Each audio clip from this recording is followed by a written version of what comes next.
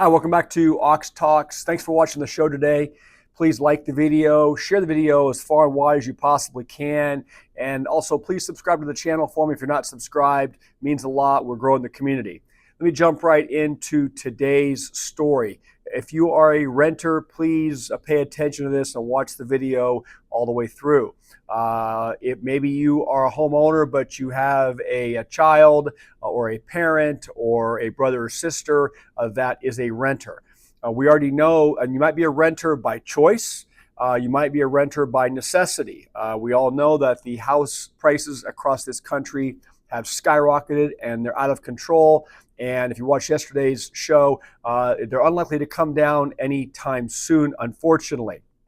So the story today I want to share with you out of the Zero Hedge talks about the increase in shelter costs across this country. And when they use the term shelter, they're referring to rent, okay, as opposed to housing costs. So shelter is equivalent to rent, and that's what I want to talk about today because we have seen the first increase now in rents since March of 2023. Okay, so I'll show you a chart, and you can see obviously we had big increases leading up for a while as inflation's gone up. And now look over here, guys. We are going in the wrong direction. Okay, and do you think for a second that with the Fed cutting rates this week, interest rates, and they're on a path to cut rates more aggressively in the remaining part of this year into next year? You've got Fed Waller out today, stoking the markets again, or trying to, saying that they need to keep going, right? Inflation's under control, and so they need to keep cutting rates because inflation's not a problem. Do you think inflation's under control? We talk about the food costs. We talk about insurance costs. Again, I'm not going to keep beating that one up. You guys know what I'm talking about. We're all paying more for everything. So it's a joke. It's pathetic. We're being basically lied to. Inflation, the things that matter are not coming down in price. So this article says, out of Zero Hedge today, and it focuses on rental rates for apartments in swing states. It does tie in why it broke it down in terms of swing states dealing with the upcoming election. So it says swing state renters earn 17% less than needed to afford a typical apartment. It says with shelter costs once again rising year over year for the first time since last March. Just showed you the chart. It says our prediction is that by the time housing CPI, which is lagged by as much as 18 months, catches up with today real rents, the rents will be rising by double digits. It says thanks to the Fed's rate cut.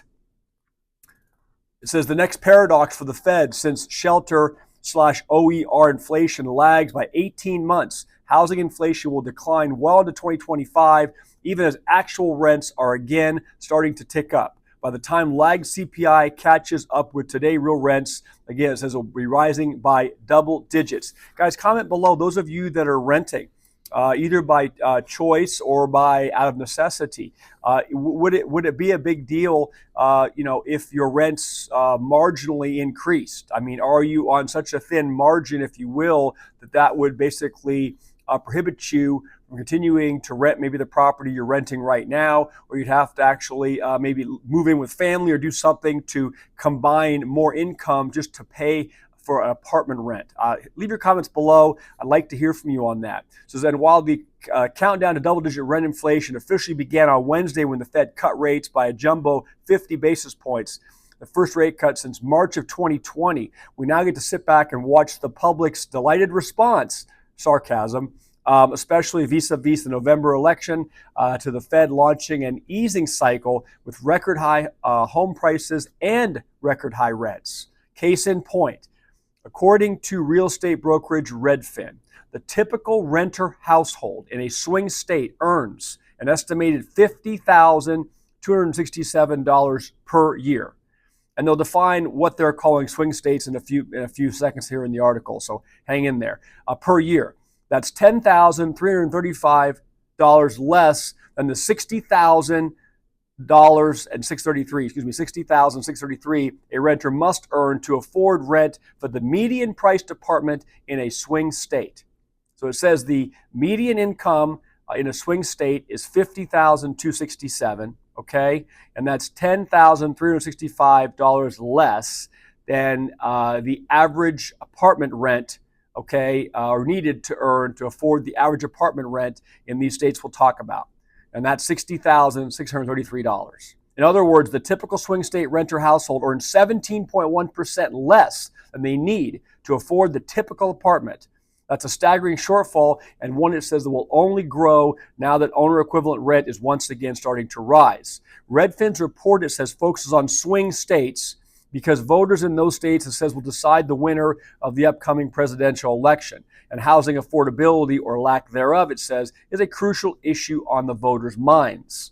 Redfin considers this year's swing states to be as follows: Arizona, Nevada, Wisconsin, Michigan, Pennsylvania, Georgia, and North Carolina. Again, leave your comments below if you guys disagree with that list. Indeed, as we said 2 months ago, this election will be decided, and this is interesting, okay? A little bit political here, but I'm reading you the stories. This will be decided not by immigration, not by crime, not equity, not abortion, not climate control, not guns, but by one thing. What do you think it is? According to this article, inflation. It says rental affordability in swing states has deteriorated as income growth has failed to keep up with rising rents. The $50,257 estimated median renter household income in swing states is up double digits from the last election seasons, but nowhere near enough to keep up with the national or growth in rents. Meanwhile, asking rents in these swing states are flat from a year ago, but are up 23.8% from the last election, it says. And many renters struggle to afford their monthly housing costs. I think that we all know that's happening. The typical renter household in Arizona, for example, it says earns an estimated $57,961 per year. That's just 2.6% shy of the $59,520 they need to afford the median priced apartment. It says the second largest improvement was in Nevada, with a typical income shortfall of 6.5%. Next came Wisconsin, then North Carolina, Georgia, and Pennsylvania. Perhaps the most important swing state of all, there's an income shortfall in Pennsylvania of 29.6%. If you guys live in Pennsylvania, if you have your finger on the rental market in Pennsylvania or any areas, leave a comment below. Are you seeing that? Are you hearing that from family, friends, coworkers? Is it actually a shortfall of almost 30% between the average income and what it takes to afford the average apartment in Pennsylvania? It says the typical renter household in Pennsylvania earns an estimated $49,168 per year. That's 29.6% less than the renter must earn to afford the median-priced Pennsylvania apartment. And it says that's because Pennsylvania has a higher median asking rent. It says the median asking rent is $1,747 per month, says, than any other swing state. A typical renter household in Pennsylvania would now need to spend 42.6% of their income to rent the median-priced apartment, a higher share than any other swing state, though down from both a year ago and the prior election cycle. Says America's swing state voters will decide the outcome of the next presidential election based upon the candidates' plans for tackling key issues. Again, I don't want to go into that. We know that. But it says many renters, especially young people, still feel that the rent is just too high. I don't think it's limited to young people. I think anybody that is struggling to just pay rent, they don't even own it. They're just basically, they're renting a place to live. Somebody else is capitalizing on the ownership of that property and the rental income. It says the typical swing state renter is rent burdened, meaning they spend more than 30% of their income on housing, but less so than before, it says. Well, okay, we had the huge run-up, but you're seeing now, since March of 2023, we haven't had an uptick in the rents. And now we're seeing that from that chart I showed you. It says a swing state renter making the median income would now need to spend 36.2% of their income to rent the median-priced apartment, okay?